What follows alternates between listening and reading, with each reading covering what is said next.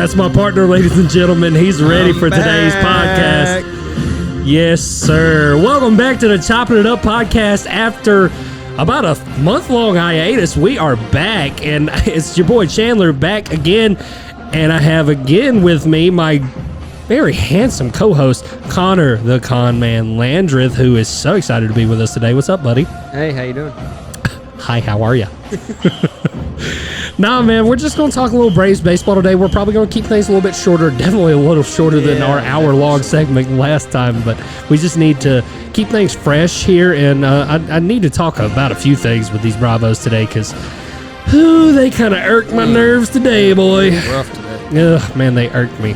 So that's the first thing I want to talk about. What's the deal with the Braves in day games this year? Day games and series finale. They look so good for the most part up until when they have to play during the day. I used to really look forward to Braves day games. Now this year, it's just kind of like, what is going to go awry?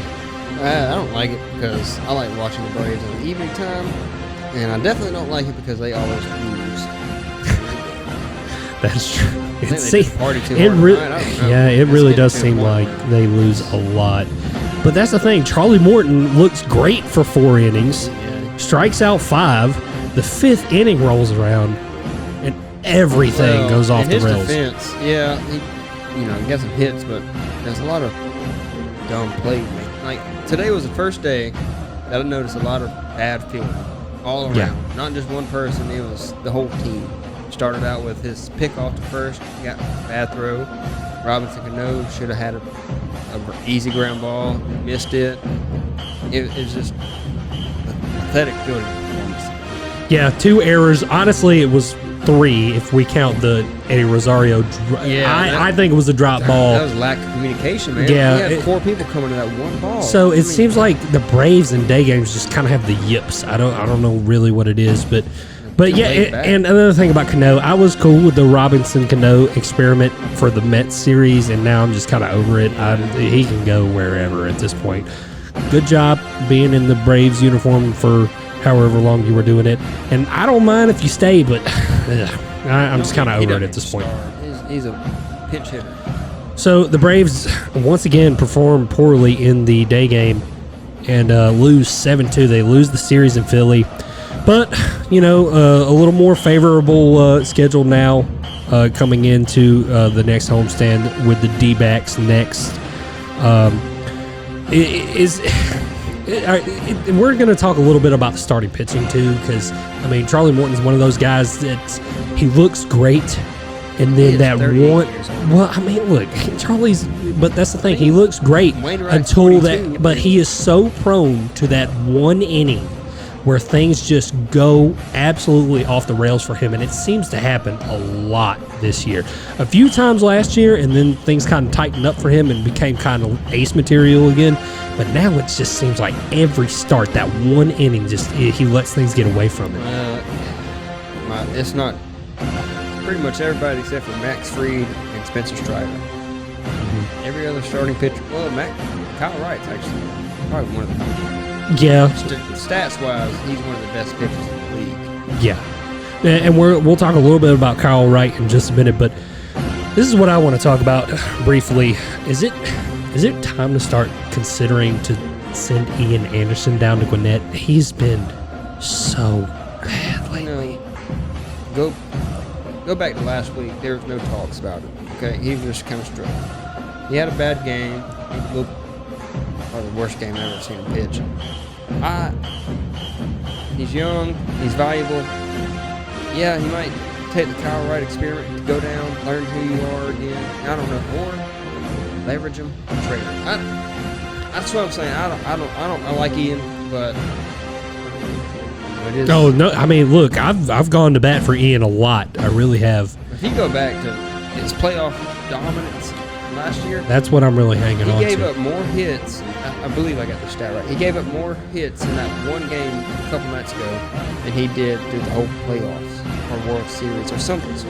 But it wasn't Ian, and it wasn't playoff. Well, to me, for him, it just kind of goes back to location issues, because when he's locating his fastball, his changeup becomes far more effective, and then he can mix that curveball in. But That's the thing the announcers talked about.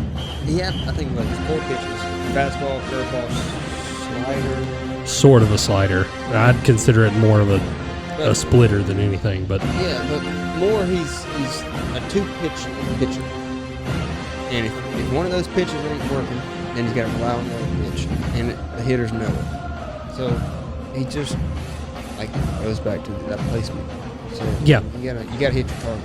But I mean, I see no harm in him going to Gwinnett for a little bit, especially. And we're going to talk about the trade deadline here because August 2nd is the trade deadline, and the Braves are definitely going to be buyers. We just don't know how or when. And we're in AA we trust. That should be on every piece of every currency used in the state of Georgia. In AA we trust. But I am going to talk a little bit about the trade deadline here. Things that I definitely think we should have and things that I hope we get. And it all starts with this. Adam Duvall, season-ending wrist surgery. We needed it before, but now we damn sure need a left fielder. So, that being said, we need a left fielder, and we need a left hand at bat. And we probably need an innings eater at pitcher. So names that I have heard that seem credible that I would love to have on the team are 2 All-Stars are named here. Andrew Benintendi from the Royals, left field, left-handed bat. 2 things we need right now. So from what I understand, that they've actually been in discussions. Going back to last year, the Royals are typically a seller at the trade deadline. We got Jorge, who led us to the World Series. Bang. My thing is, I don't want to.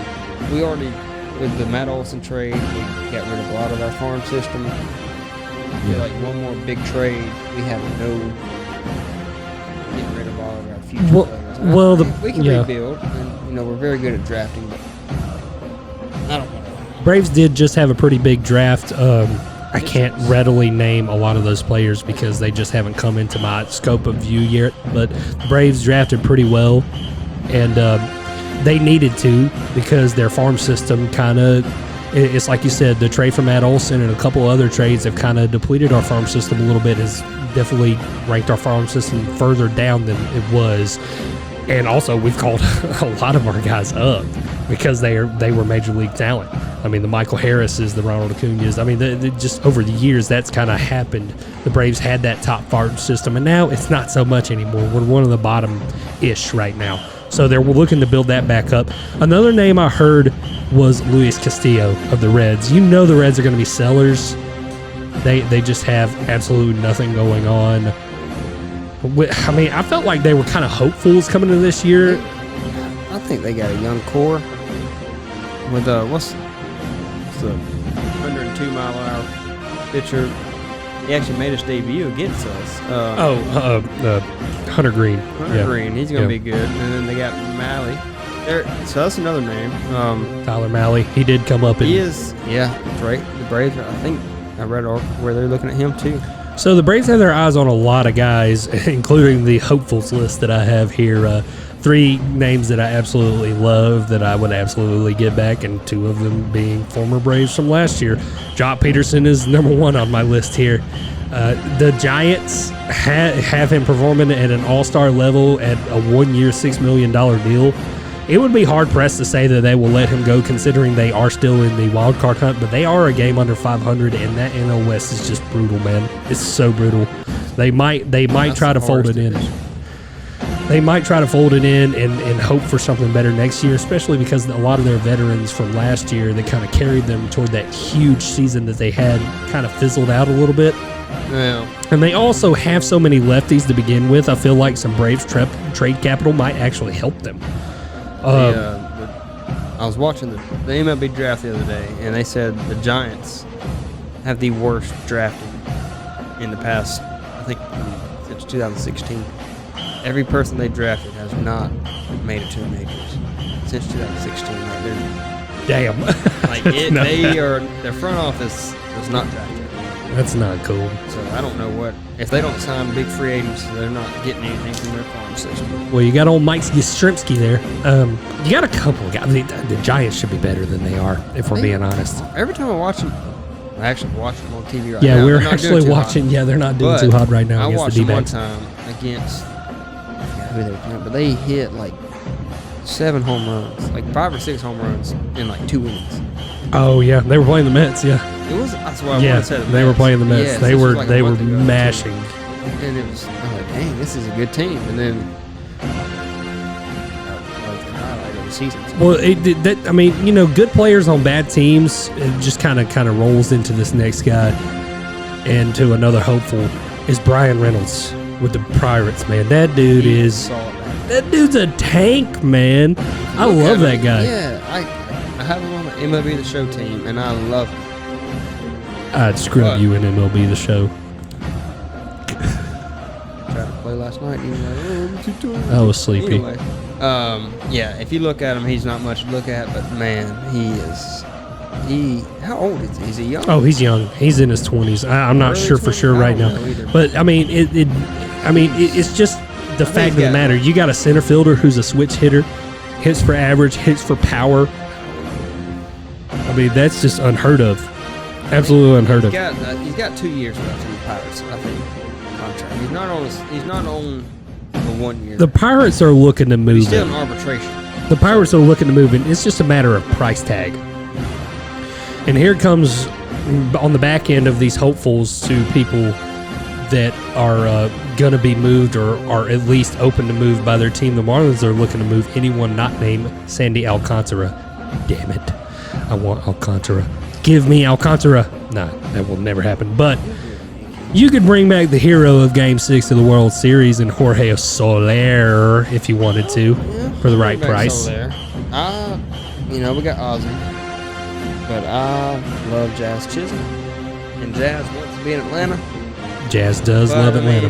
We got Dansby. Even if Jazz goes out of second base, there's nowhere to put him in our lineup. There was a small update on Ozzy. They're looking for a mid to late August return for him. He'll be back. Yeah, but I mean, also his fracture was pretty unique. I forgot what kind of fracture they said it was, but you can't play around with it. He has to be 100% before he comes back. So they're still saying mid to late August, but they have to be sure that he is healthy before Ozzy Albies comes back. So bringing to like the huge guys that were on the block for the trade deadline that really don't seem to be like they're going to be moving now. I could be wrong. But yeah, Shohei Ohtani was first, and you saw in the outlets the MLB Network was predicting that their bold prediction. Yeah, that I felt like that was even a stretch as a hopeful. That was stupid. Shohei is awesome. Unbelievable.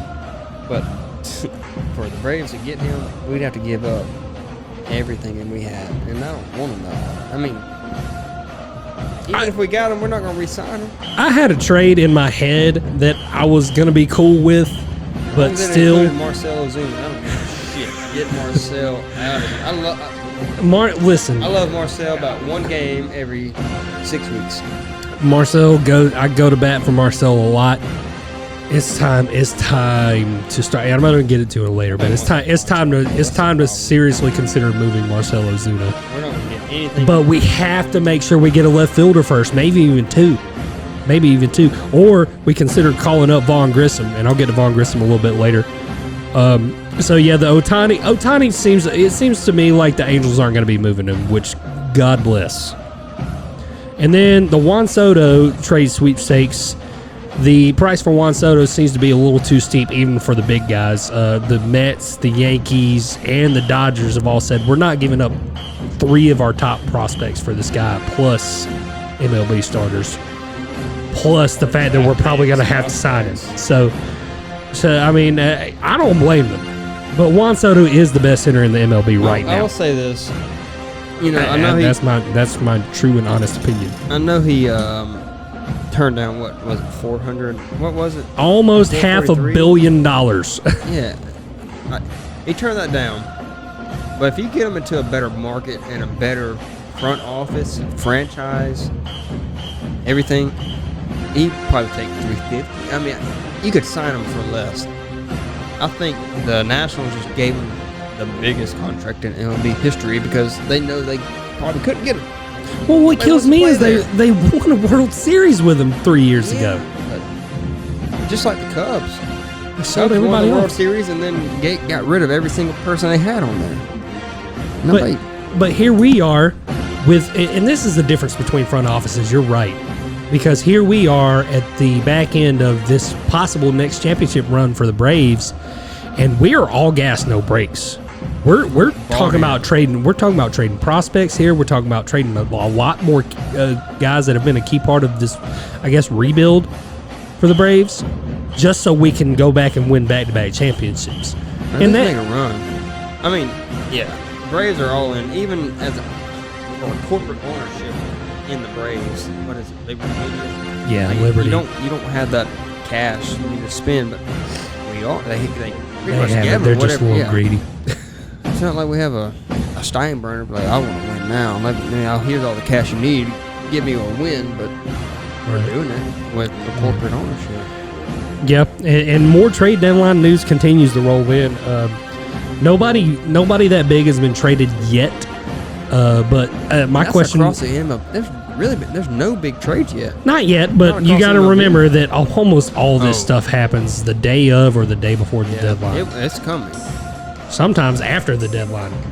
So, as Connor's phone rings off the hook, I'll ask this: Will the Mets improve? I mean, they're looking like big buyers at the deadline. They did add Daniel Vogelbach. I like that. I really do. I hate the Mets, but I like Vogel. I don't even know if I'm gonna say Vogelbach. Vogelbach. That's a fat ass hitter right there. They call him Big Vogelbach. Big what? Big. He might be. I don't know. No, I feel like look, that stomach, the guy hits dingers. He's like Big Al in the Little League World Series. The dude hits dingers. He was on the Pirates, right? Yeah, he did. They did move him from the Pirates. I forgot what they had to give in return. It wasn't much. It wasn't much. I didn't know he was on. I got traded until Sunday night when I watched it on ESPN. Yeah, that does bring me though to the official trade capital that the Braves have to offer that could give them really good players in return. And first on my list is Marcell Ozuna.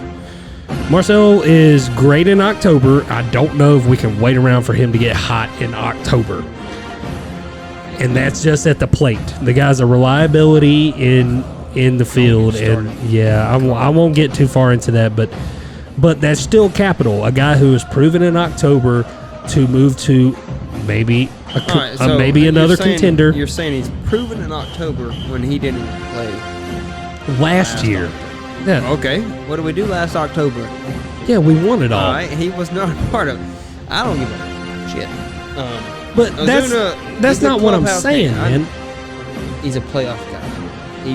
He performs under pressure when the moment's right. The real pressure, because if runners are on scoring position in the regular season, he ain't doing Before I go hard on nothing. Anyway, he won the Gold Glove in St. Louis. No, he won it in Miami, actually, which, yeah. No, he won it in Miami in 2017, I believe. Something crazy. Yeah, anyway. I don't know how. My unborn child has a better arm than him, and that's not even conceived yet. It's fucking terrible. I mean, it's like I don't know. Marcel's got to go, but nobody wants that contract. Yeah. And the best thing we're going to do is make a big trade and throw him in, and we're going to get nothing for him. We'll definitely have to package him with some guys, and here's some other. Not necessarily dead weight, but Ian Anderson is on my Braves trade capital list. Ian to Ian, all right. A proven playoff pitcher that is currently struggling and has struggled all year long. I wouldn't give up on Ian. I think he's got a very bright future, but I don't want to either. I mean, the Braves reloaded on their pitching this draft. They probably have pitchers we don't know about in the farm system. Ian is great. He's got a bright future, like I said, but right now I view him more as leverage to a good trade rather than just sending him down and waiting for him to get better. And it has to be a really good trade, too. Yeah, and it can be with him. Ian, well, he's from New York. Yeah. He had a big name. I mean, for example, the Cubs. If you may have saw this photo, but William Contreras, Wilson Contreras, he's on and the Ian block. Happ hugged each other after the last home game before the trade deadline. Yeah, because they know they're on the move. So Ian Happ is on, and that's an outfielder. Yeah, I like Ian. He's not like my baseball poetic brain wants Wilson and William Contreras to be battery buddies, but I mean, there's still Travis d'Arnaud there. We can't get rid of Travis. Yeah, no, we love some Travie Daddy. But you know, whatever happens there. And then the last guy on my for sure trade block is. And it pains me to say it because I love him, man. This is one of the only guys on the team that I've met personally and that I really, really enjoy talking to, and it's Will Smith. Yeah, and I'm not very familiar with his contract. I'm pretty sure he's on this last year. It was either a 2-year deal or a 4-year deal. Yeah, I mean, one of the other. Look that up real quick. Hold on, I'll try to. It may be a 4-year deal, but yeah, I think Will Smith will stay in our bullpen, but he's not the Will Smith of last year. Even last year's Will Smith gave us some freaking scares. He is entering these. Let's see. This is his last year. Yeah. So it's a 2-year deal, $8 million 2-year deal. It was actually a 3-year, $40 million deal. Club. Yeah. Club option. Club option, and he picked it up. So. He did. Yeah. Mm-hmm. No, club option means. Oh, no. I think it was a player option, actually. Oh, shit. Yeah. Well, so he wanted, I mean, that's what I'm saying. He wanted to be with the Braves. But I think, because he lives in New York. I mean, but I don't blame him. I think Will Smith can stay in this, but he doesn't need to be in high leverage situations. Instead of putting, they've actually been pitching pretty well. That Jackson Stevens and Stevens. Talking about Dylan Lee. Dylan Lee's been playing great. He actually has. Dylan Lee. Of the season, when they put Dylan Lee in, I was like, oh, fuck, it's a loss. But that's not going. He's stepped up, and that's the thing. That's where Will Smith needs. He needs to come on down to about 6th or 7th inning instead of the 8th or 9th. Yeah, he'll pitch. He was performing well, and if you remember the beginning of the year, the Braves were putting him in that role. They were giving him the 6th and 7th. And he was pitching great. Yeah. Even when the game was close, he was pitching great.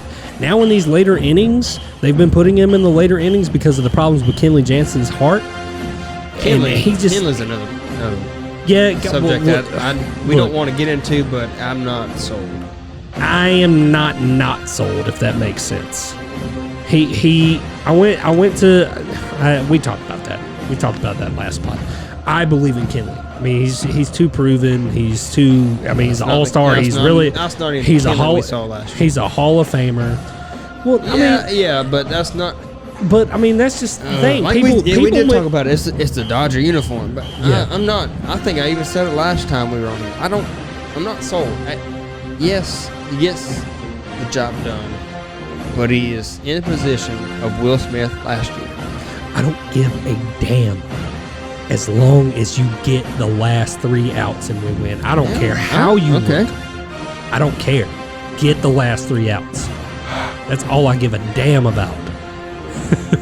So, I mean, the last trade capital that I would talk about is the top prospects, which we have very few of now. And Vaughn Grissom kind of caught up on that list, and I definitely don't want to move him. But if you were to move him... Is he the son of the Grissom that played? No, he's not Marquise Grissom's son. He's unrelated. We have no legacies? Not left. Not right now. Drew Jones got drafted by the Diamondbacks. I wish we could have got Drew, but that would have been no, awesome. he hurt himself in his first BP session. He hurt his shoulder. I don't know how bad it was, but he hurt himself in his first BP session with the Diamondbacks. This is not Braves related, but this is the most draft picks this year that had legacies in it. We had 4 in the first round. That's so cool. 1 and 2 were legacies. I love it. I love it for baseball. This is awesome. They grew up in this. I actually watched the draft. I know it was boring as shit, but the commentary was pretty good. I mean, they grew up in the ballparks. They know how the game works. They know how to travel away from the family. They know that. And I feel like for like a normal Joe going into this, it takes a toll being away from your family. Like, you're not used to that, but they grew up into that. Yeah. And so that's a whole nother hurdle you're already over. All you gotta do is focus on your game. Like, yeah, that entire element is like non-plus to you. Yeah, it's like you know what you're coming into. Yeah. To your spouse, you're like, this is me. That's so cool. I love the legacy. Just imagine 4 years. He went to the D-backs, right? Yeah, D-backs, second pick. He's growing up watching Andrew Jones, he aged very well after retirement. I know he went to the Yankees and didn't do his whatever, but growing up, I was probably in elementary school, middle school. I didn't know white or black. I didn't see that, and I was like, I asked my mom, I was like, is Chipper and Andrew, are they brothers? I swear. And she was like, no. Because they always called them the Jones brothers growing up, back to back. Like Chipper third, Andrew fourth, or vice versa. I mean, being a kid, I didn't know. But now looking back and seeing what Andrew did in center field and seeing Michael Harris do things out there, like, he was fun to grow up on. Yeah. Fun to watch. And Michael Harris has those same tendencies. I mean, he's a great player. He did get out of the 9-hole tonight. Play a little leadoff. That's another thing. I wasn't crazy about how we did the lineup today. I don't complain about lineup until the game's over. Because I think Michael deserved to be a leadoff, but he doesn't bat ninth because he's the worst. He bats ninth because it's like we actually been doing it all season. Yep. And now Michael Harris, they're batting ninth because it's an extra leadoff. It all makes sense. But Acuna's not going yet. He's not, and it's his ground ball rate for a minute. Even Dansby, dude. Dansby. They're still talking about Austin Riley, and I think rightfully so. Austin Riley should be in the main frame of the runners for NL MVP right now, because I just don't know a guy that can come in and step into the box and immediately make the pitcher change his entire approach. He just hits the ball, makes contact, even if it's just an accident. I mean, it's a double. Carrying that big bum behind him. All right, the last thing that I'll say, and then we'll close. The Braves bullpen seems to be a little tired right now, with some possible help on the way. Kirby Yates is supposed to have another rehab start tonight. They actually moved it to AAA Gwinnett. Go Stripers. But the Braves bullpen struggled in Philly, man. The starters don't seem to be eating up the innings they were closer to the beginning of the season. Even Max Fried has been kind of right now. And I say and that's just in comparison to how good he's been. He's good because the worst I saw him pitch this season was that first game against the Mets. I was shocked at how many walks he had that game. I think he had 4 walks. I don't think he had more than 2 walks all season long, and still doesn't. But in that game against the Mets, he had 4. And I was on the plane. I was flying back from San Antonio, and I bought Wi-Fi to watch that on the flight. And I'm sitting there like, spit money on me.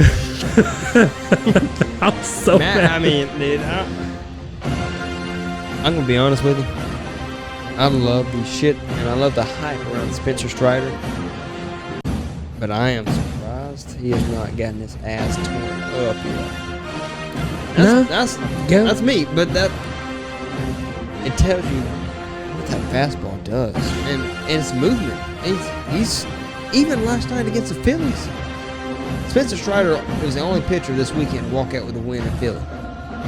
Yeah. You told me that last week. I'm like, no, that's probably the game we're going. Like, yeah. I'm not saying anything about Spencer. I got all the respect. I'm just saying, me personally, I thought, somebody's going to catch up with him, but it hasn't happened. It hasn't even looked like it was going to happen. That's the thing. Fried didn't, and that just goes back to that's baseball, because Fried did enough. Fried did enough to win on Friday night. Or not Friday night. Sunday. Good Lord. Sunday. Yeah, he did enough to win. So no. That was Tuesday night. Ian pitched Sunday. Yeah, no. I'm talking about Monday night. Dude, forgive me. We got our times mixed up. We're a little buzzed. Hold on. No, Monday night Max Fried pitched. He opened up the series. Yes, he did. Because there was a bunch of crazy bounces and stuff in that game, man. I ain't never seen. Yeah, that. Yeah, well, I mean that Olsen. Olsen's got to go get that. And we're just being joined by someone. Chavo! We're gonna let him talk if he wants to. I'm gonna pump his channel up just a tad. He ain't got no headphones. You want to talk a little bit, just a tad there, Chavo? A little bit, man. You already know. This is my boy Chavis. He's also with Carvelis Pizza Company. Carvelis Pizza Company, 4 locations: Hogansville, LaGrange, Noonan, and West Point. And soon, Opelika, Alabama, and who knows from there. But this is probably the best pizza maker in the South. Hey, you already know, man. It's not. On everything we love, man. And that kind of wraps things up today. I will kind of preview the Braves. Like I said, go back to Atlanta on Alumni weekend. Yeah, alumni weekend this weekend. We're gonna have a home run derby. Frenchie's gonna win, of course, because that's what Frenchie does. Brian Jordan's gonna eat that ass. He's gonna hit a slider. Oh, my fried. He's gonna hit a slider out of there. So, but yeah, Braves have an off day tomorrow, and then Friday they start a series with the Diamondbacks, who are currently beating the Giants. Yeah, they're not. Hopefully, they don't play as good as they play. They're playing pretty good. So that's the 7:20 start on Friday, and it'll be Kyle Wright versus the Mad Bum Mr. himself. Kyle Wright. All right, before we get off, I want to talk about Kyle Wright. Yeah, I was just about to kind of go into the stats here. Yeah, I think I led into it, not you. Kyle Wright, 12-4 with a 2.95 ERA. Yeah, but when you watch him, he doesn't have knockout stuff. Like, you're not thinking, oh, that guy's an ace. But I think it's a little bit of luck, a little bit of skill, and a little bit of him trusting himself. I think it's a lot about how nasty his freaking sinker is, man. Shut the hell up. I'm just kidding. You're right. But I think I'm going to start with the luck thing. I think he's lucky because the Braves score a lot when he pitches. He does get a lot of run support. Plus, he's comfortable. He doesn't have anything nasty. Like, oh my God, but he's consistent. He's relaxed. He's hitting his pitches. That's an impressive record. Look it up real quick. What's You got it right here. Oh, D? Yeah. Yeah, but who has a better record? Oh, I know the Dodgers. Kyle Wright has the most wins in the NL right now. Yeah, the wins, but what's his name on the Dodgers? Talking about Gonsolin. Gonsolin has 11. He's 11-0. That's Yeah. 11-0. Jeez. Yeah. So but he didn't look too good on the All-Star game, huh? Boy, did you see that freeze frame of Giancarlo Stanton hitting that baseball? He mushed it. He literally mushed it. I thought it was a scene out of The Sandlot. He literally mushed that ball. It was crazy. He spoke on that. Who is gambling on himself on the Yankees? Is it Stanton or is it Judge? Judge. He's a free agent after this year. Judge got an extension done, actually, with the Yankees. It was a short one, but... I got an idea. What's your idea? Hold on. Good. You're good. Allie's calling Chase. He's alright. Okay, we're rolling. All right, cool. But yeah, I mean that kind of wraps things up. This has been an extra buzzed version of Chopping It Up podcast. Hey, Yeah. we're gonna be rolling out some new stuff too. We're gonna work on all kind of angles. Yeah, we're gonna come up with some new topics, and of course we're gonna talk about other Atlanta sports as well. That's why we call it Chopping It Up. Here soon, so you can see us. Yeah, no, I mean, handsome boys. yeah. A few of us got a face for radio, but Some of us got It's a gonna be face for all right. radio, but some of us have a voice for radio. So we kind of equal out. you're not wrong. Chandler's got You're the not voice. I got the face. Chavis is a wild card. Wild card. Sound like Charlie. wrong. Yeah, that's great. I'm Mac. He's Dentno. Yeah, I'm Dennis. He's Mac. You're Dennis. He's Mac. I gotta be. Hey, look, I'm cool being He's the Dennis. muscle. It's and always you're the sunny wild in card. Philly, but it's always hot as hell in Atlanta. We will see you guys next week, hopefully. on the Chopping It Up podcast. In Chandler AA we Wilkinson trust. signing off in AA we trust.